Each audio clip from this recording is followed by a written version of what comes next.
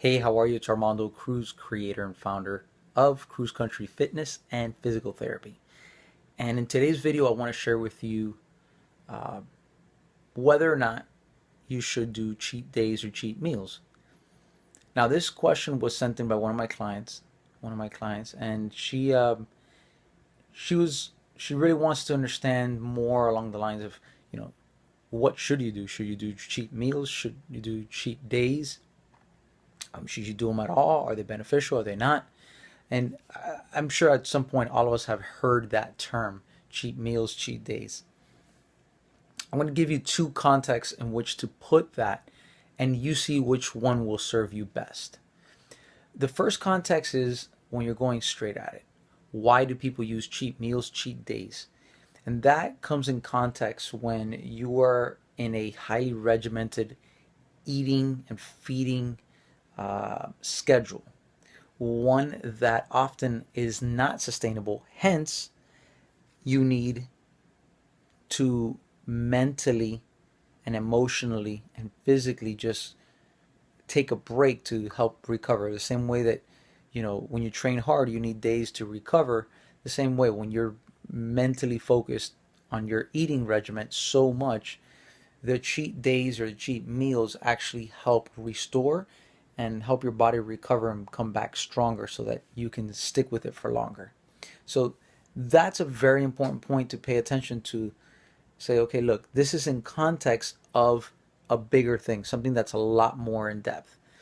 But very often, or most people, are not that intense with their eating regimen, except, the figure competitors or the bodybuilders and people like that their physique really makes a big difference and they become very obsessive about it.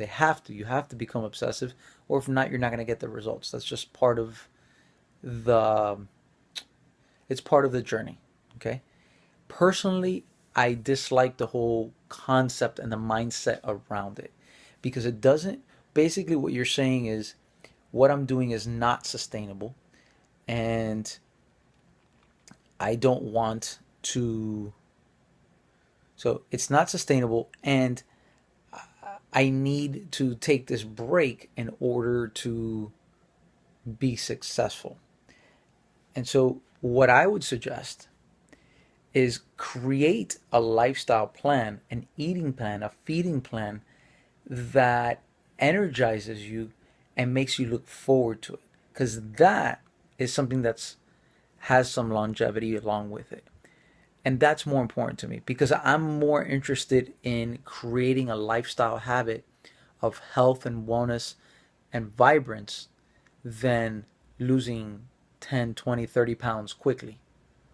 I'm more interested in the long term effects where your health and your vitality continues to grow on a daily basis and you're not feeling like, oh, I need to have this. And by the way, within that longevity plan, you can have some of these cheat meals, as they call it. But we're not calling it a cheat meal. This is part of your life. This is a decision that you make. We're all adults here. And so each decision carries a consequence with it.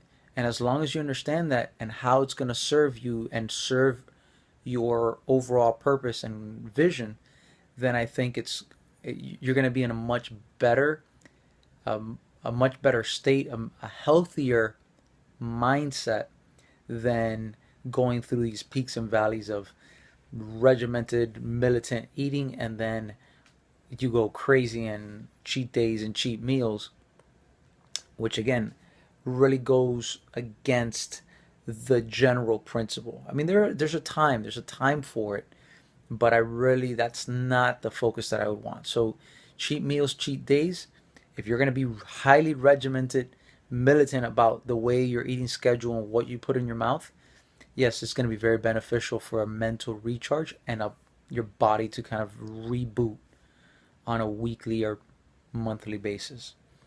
If what you want is longevity, then I think the terms, you need to throw them out and recreate